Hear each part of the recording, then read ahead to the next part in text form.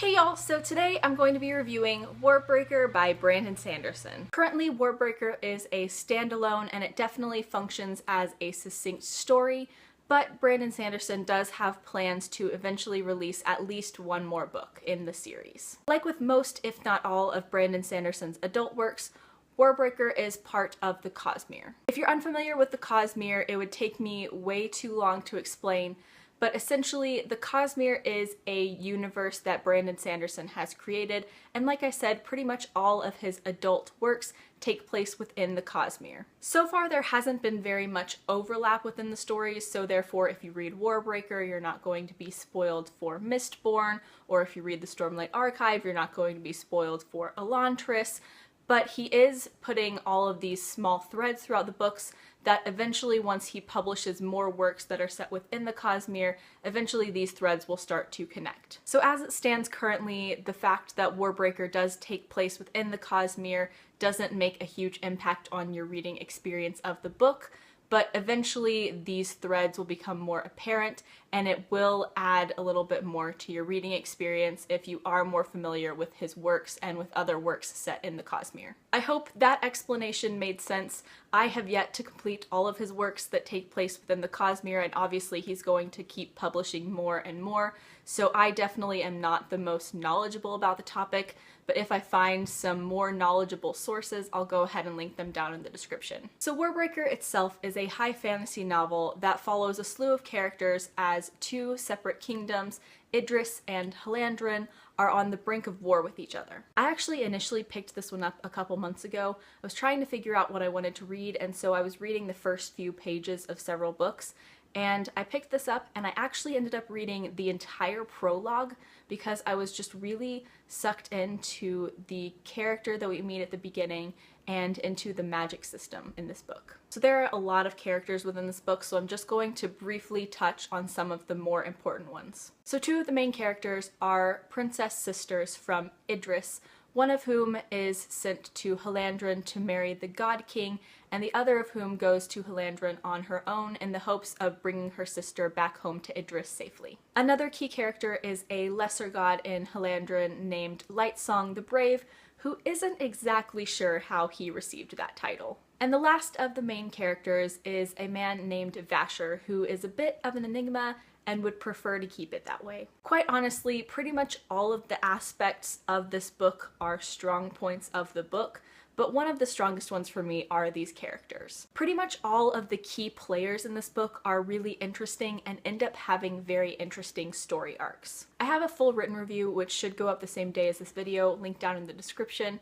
and I went really in depth into my opinions on the characters in that one, so I'm just going to briefly say in this that my favorite character in the book was Lightsong. I really enjoyed his personality, and some of my favorite aspects of the book were learning more about his backstory and delving more into him as a character. And probably the other favorite character that I have in this book is Vasher. We see from his point of view in the prologue, and like I said, that was the first thing that initially drew me in, and there was all this mystery kind of surrounding him in the prologue, and that was one of the things that really drew me into the book, and so I found myself always wanting to find out more about Vasher as a character. But just overall, the characters in this book just have really interesting character arcs, and they're all developed really well throughout the book.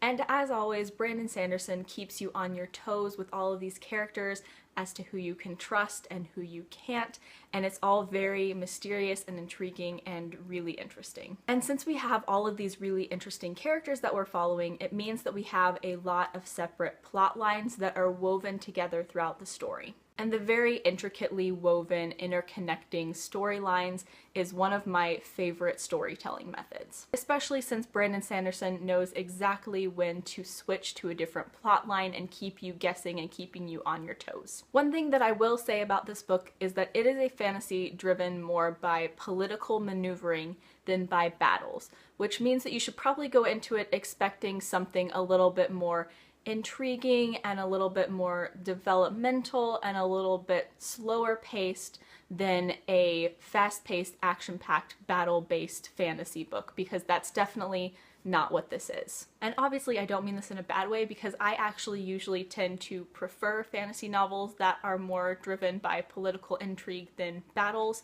but I do think that that's something that needs to be noted going into it so that you don't go into it expecting crazy battles all the way through. There are definitely its moments, and it definitely has some really intense moments throughout, but in general it's very political in nature. And of course the last key element that I have yet to talk about is the world and its magic system. And of course, since this is written by Brandon Sanderson, both are absolutely amazing. Both of the kingdoms in this world are very well developed.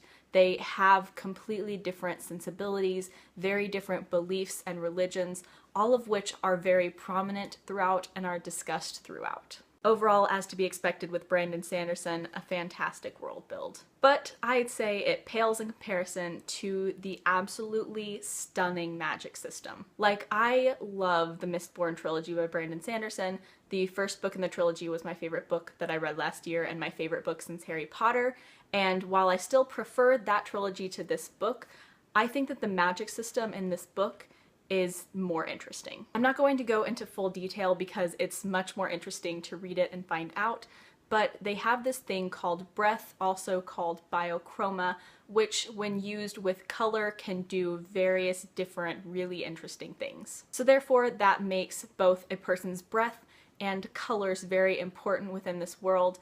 And like I said, I'm not going to go into any detail, but it's just super, super, super interesting. So if you couldn't tell by my rambling obsession with this book, I gave this 10 stars out of 10. I thought that this was phenomenal, and now I cannot wait until the second book comes out, because it's kind of hinted at the end of this book what's going to happen in the second book, and I am so excited about that. Overall, this is just a phenomenal book. 10 stars out of 10. It's amazing. Brandon Sanderson even suggests that this could be a good spot to start out with his books, and I would definitely agree. It's a really interesting read, and I would definitely recommend it to anyone who really enjoys high fantasy or anyone who wants to get into high fantasy. Because as always, Brandon Sanderson's writing is really, really great and really rich, but also very approachable. Overall, like I said, just amazing, phenomenal, wonderful. Brandon Sanderson can do no wrong. Let me know down in the comments if you have read Warbreaker, and if you have, what you thought of it.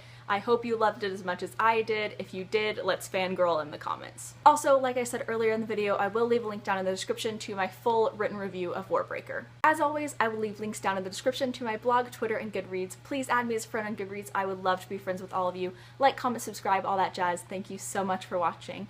Bye!